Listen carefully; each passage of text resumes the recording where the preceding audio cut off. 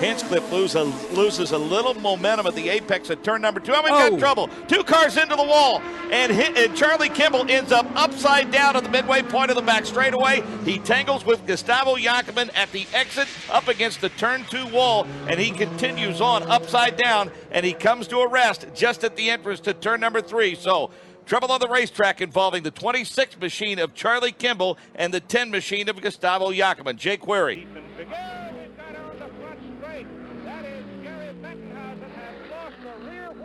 Look at him do the job of driving. Holy smokes, how in the world did he hold it? Well, that car's only running in 3 wheels. My goodness, it was steering. You see, it's not properly steering because one wheel's popped up in the air. It's really a tremendous job he's done. Round of applause building for Bettenhausen for a magnificent piece of work in keeping that car away from everybody else. Gary injured his left arm a year ago in July.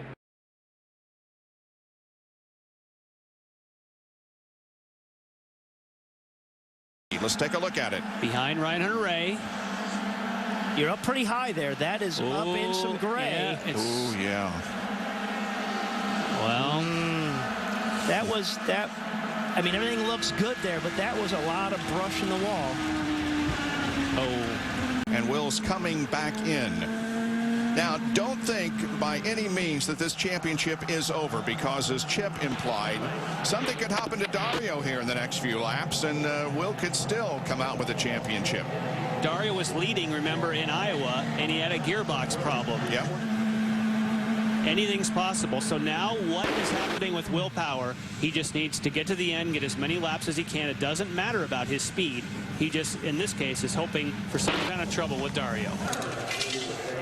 Power coming out of the cockpit. That conversation just moments ago was hit. It was crabbing to the right, meaning it's pulling in that direction. And they had to pull him out of the car so they could get down where that right front suspension mounts. They need to get down in there and look if something is bent inside the cockpit. And our leader, Will Power. Now look, he has. I was just going to say, he does not have a preferred spot. Kevin? It's Anna Beatrice. Anna Beatrice makes contact. Power is in it. They're going ahead with the tire change. Let's see if they have an issue. They're checking the left side of the car. Power is going to be sent away, but he lost a lot of position on pit road, and he's got traffic to deal with. Cindric directs Power in once again. I believe we have a yellow, Bob. We believe it is for debris.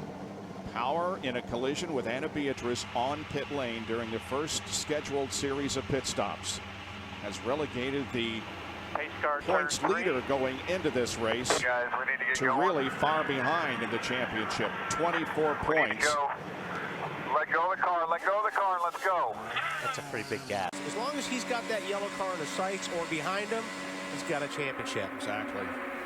Wally, I can tell you there's really no hurry in Will Power's voice or in Tim Cindric's voice. They did want to get him around Ryan Hunter-Ray, but there's no panic in their voice at all. It's very calm, just pacing with Ryan Hunter-Ray, but they did watch the leader, and you saw Will Power spun! Power's in the wall! Oh, unbelievable.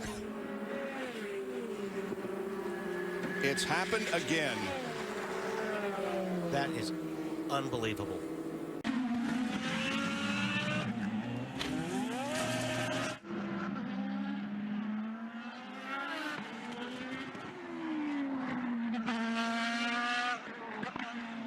That's the 22 Z-Line design machine of Justin Wilson, and also the number 6 machine of Ryan Briscoe.